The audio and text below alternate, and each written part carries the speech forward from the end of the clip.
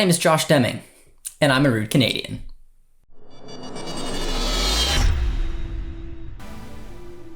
Alright guys, welcome back to JJD TV. I'm your host Josh, and if you guys did not notice, Filippo got me a wonderful I'm a rude Canadian shirt that I'm going to rock with pride. I do not care what he says, but I seriously welcome you guys back to another episode of our Canadian Men's National Team Abroad series, where each and every week we take a look at our Canucks playing abroad. This week's update will be from March 8th to March 15th, and I'm really excited to get into it. So hopefully you guys like the shirt, you guys like the type of content, and if you do, be sure to drop a like, drop a sub, and let's get into the first player we're going to talk to heading over to England.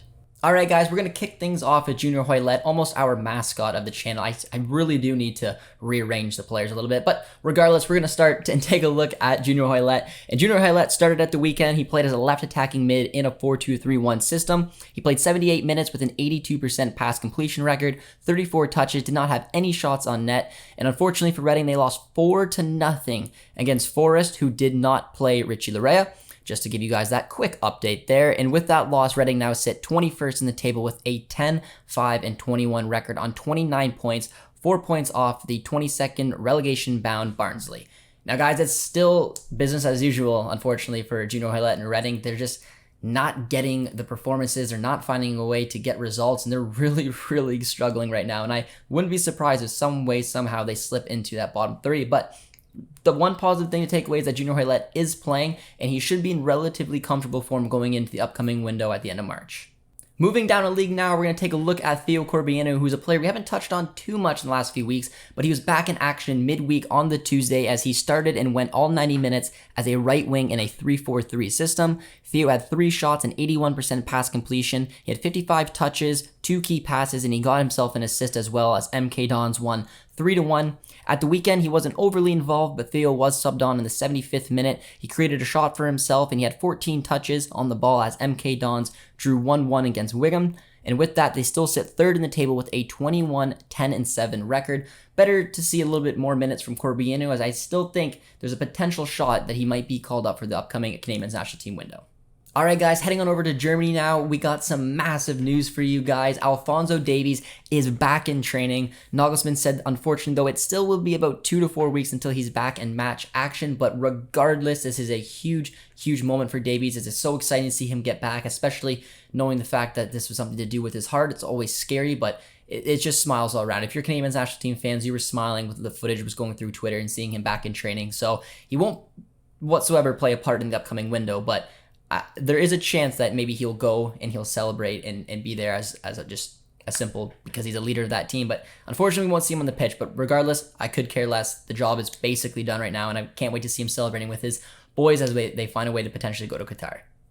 Moving down a league now from Alphonso Davies and those smiles, we're going to take a look at Scott Kennedy, who at the weekend started and played all 90 minutes as a center back in that usual 4-2-3-1 system.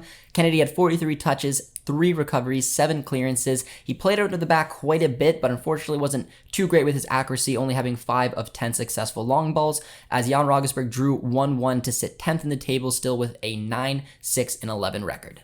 Alright guys, moving along to France now, we're going to take a look at Jonathan David, who himself and Lille had a match that, I mean, if you missed it, you missed it. It is what it is. It was a 0-0 boring affair against Saint Etienne, but regardless, Jonathan David did start in that match. He went 61 minutes as a striker in that usual 4-4-2 system. He had 21 touches, 0 shots, 79% pass completion with 1 key pass, as with that result now Lille sit with an 11-10-7 record on 43 points, 6 in the table. Was not a thrilling affair whatsoever, but seeing David get subbed off in the 61st minute clearly indicates that he's probably going to go with a full 90 against Chelsea midweek. David might not have scored, but we have a Canadian striker in Liga who did score. It was Ugbo. He started, he played 76 minutes, so his minutes are starting to increase as he was right around only playing about 60 minutes before getting subbed off. He started as a striker once again in a 3-4-2-1 system as Troyes went on to win 1-0 against Nantes. Like I mentioned, Ugbo did score the goal. He was solid throughout the match, having a 78% pass completion, 27 touches.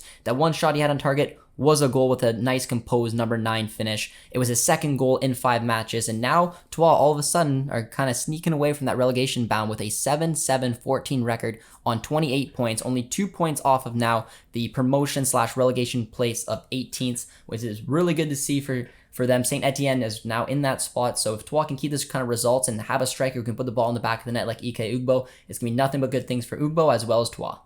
Heading on over to the Netherlands now, we're going to take a look at Brym, whose side is still flying. Their winning streak finally came to an end. Unfortunately, Brym wasn't involved, but the first match we're going to touch on, Brym started. He only played 45 minutes, playing till halftime, played on the wing in the 3-4-3 system as Eindhoven won 4-0.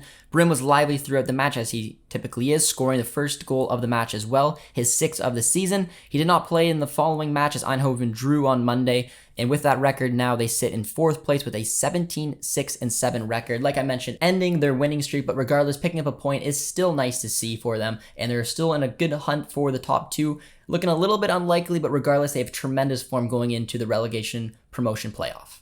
Heading on over to Belgium now, we're going to take a look at Tajon Buchanan, who over the weekend, as again, he's been someone who's just stapled himself into this team. He started, went all 90 minutes as a left wing back in a 3-5-2 system. He was a little bit sloppy on his passing, having 67% pass completion record, didn't create any shots for himself, had 72 touches on the ball though, and was, as usual, very active throughout the match. However, he is kind of lacking in his final ball in the final third of the pitch. That final pass, that final decision just hasn't really been there. I'd like to see him get a little bit more productive in this league as he's starting to find his feet a little bit more and finally turn those balls into a potential assist or a goal for himself. But regardless, Club Brugge still won the match 3-1. They sit second in the table with an 18-9-4 record. Tajon will still adjusting to this league. It's nothing new, but the fact that he's playing and he's got the trust from his manager, it's going to come. That final decision, that final ball will come, but it's still another good week for Tajon Buchanan heading into the World Cup qualifiers. Heading on over to Serbia now, we're taking a look at Milan Borjan, whose side Red Star have leapfrogged Partizan to be top of the table. It was an impressive result over the weekend as Red Star won 2-1. Borjan started in that match as usual, and they, with that result, sit with a 23-3-1 record. Clearly a 2-point race as Red Star and Partizan are tied right now at 72 points, but Red Star have them on goal differential as Partizan drew at the weekend 0-0. So that puts Borjan in an excellent position right now at the top of the league. This team, I mean, obviously want to see them do it, get a little piece of silverware for Borjan as well, but they really cut down on the points. Partizan had a pretty solid league for a while there, and they started chipping away, and it's going to be quite the title race towards the end of the season. No real update this week for Mitrovic, but we do have good news. Thursday, I'll be sitting down with Stefan Mitrovic and talking with him about his potential international career, wherever it may lie, whether it's Canada, Serbia. Really excited to have him on, so just give you guys a heads up. Not sure exactly when that episode will drop, but we will be recording it on Thursday. Alright guys, moving along now to Switzerland, take a look at my boy Liam Millar. We have 2 matches to discuss. Midweek, Millar started in the Europa League. He played 71 minutes as a left attacking mid in a 4-2-3-1 system. Millar had a very quiet match, unfortunately, though, with only 23 touches, 0 shots on target, an 88% pass completion record, and it was a tough match for him. It was a tough match in general as Marseille had a game plan. They stuck to it, and they ended up winning that first leg 2-1. At the weekend, though, it was a completely different story as Millar didn't start but was subbed on at halftime and was an immediate impact on the match as he had 4 key passes, an 86% pass completion record, 2 shots, and 42 touches in a single half, which is pretty impressive in my opinion, as Basel went on to win 2-0 to sit second in the table now with a 12-11-3 record on 47 points. I'm going to tell you guys right now, if there's one player that I think is going to step up and have a massive window this upcoming window, almost an Adekugbe-like window, it is going to be Liam Millar. I'm not sure exactly why I have a gut feeling, but I just think this kid is just on such good form right now, and he's going to find a real impact without Davies in this upcoming window. Alright guys, moving along now to Turkey, we're going to take a look at the Besiktas boys like we always do, starting with Atiba Hutchinson, who at the weekend started and played 45 minutes as a CDM in a 4-2-3-1 system. He had 32 touches, a 96% pass completion record, something simply never changed. He had 3 recoveries as well, but Besiktas unfortunately lost to Galatasaray 2-1 as they sit 8th in the table now with a 12-9-8 record. The other duo of that Besiktas boys is Larin, who did not start the match, but he was subbed on in that first half in the 39th minute. He went in as a left attacking mid in, again, that 4-2-3-1 system. He made a pretty big impact on the match. He had 36 touches throughout the match, an 88% pass completion, 3 shots, and he had a huge missed headed opportunity, which is something you don't really want to highlight. He hasn't been a real favorite since a change in management, but I think it was clear when he came on the pitch, he made a difference. So I'm hoping that'll give him a little bit of goodwill to potentially start a couple games going forward. But it was a really poor first half from Besiktas. Galatasaray took it to them, and they came back. They got one back, but unfortunately more drop points keeps them a little bit further away from the Europa League places. Heading on over to Hatataspor now, we're going to take a look at Samuel Adekugbe. Again, Mr. Consistency. As he started, once again, played 90 minutes as a left back in a 4-2-3-1 system. Hatataspor won 3-0. It was a domination. It was a good, solid performance all around, including a solid performance from Adekugbe, who had 5 recoveries, 5 clearances, 63 touches on the ball with a 93 pass completion record, as Hatataspor sits 6th in the table now, leapfrogging Besiktas with a 14-4-11 record. As I've mentioned, Adekugbe has just been flying this season. He's been a revelation in Turkey. He's always had very specific stats where he's excelled at. I think the amount of touches he gets from the left back position is very impressive, but I really like to see that his passing percentage has gone up the recent weeks. It sometimes drifts around that 65 to 70 mark, and having a good performance like this, having a 93% pass completion record, just shows maybe a little bit more maturity as well in the league. But he has been very consistent, and he really hasn't put too much of a wrong foot in this season so far.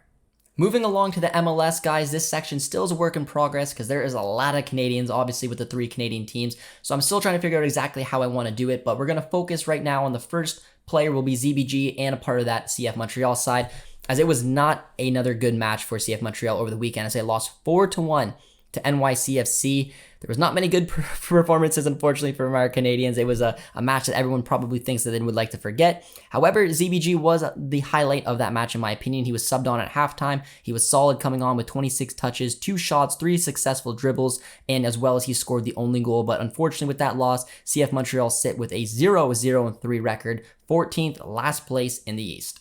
Moving along now to TFC, we're going to focus on Caden Chung and Lucas McNaughton, 2 players I'm really excited to talk about on this week's edition, mainly because they came from the CPL after a very successful season with Pacific, and they've got, at the same time, their first starts for TFC. It's really amazing to see. They both played in a back 3, McNaughton playing at the heart of the back 3 and Caden Chung playing on the left-hand side in that 3-4-3 system. They were both impressive in my opinions on their debuts. Chung won 6 of 7 ground duels. He was 4 for 4 on his tackles with a 90% pass completion. McNaughton had 69 touches on the ball, an 84% pass completion record, 8 clearances, 7 recoveries. He looked a little beaten up after the match, I'm not going to lie, but unfortunately though for them, it wasn't the dream debuts, as TSC lost 2-1 to the Crew and sit with a 0-1-2 record, 11th in the East. They need a little bit more depth in my opinion, specifically at the back line, but I still think for these 2 guys, it's very encouraging. It's nice to see this step from the CPL to the MLS and seeing that these guys can make that step and play significantly well. Heading on over to Vancouver now, the player we're going to focus on is Lucas Cavallini, and he's really impressed me this season. Not that the Whitecaps actually have, but this is a player that I did not think would step up. As he started and he played 90 minutes as a striker in a 3-4-2-1 system, Cavallini had 5 shots, 79% pass completion record, had 50 touches. Sometimes when Cavallini starts, those touches can be as low as almost 15 to 20. To see him get this involved with 50 touches, I thought was a real key stat to take away. He scored the only goal of the match as well, but unfortunately, like the other 2 Canadian sides, the Caps lost 2-1 to Houston, and they sit 14th, dead last in the West with a 0-1-2 record.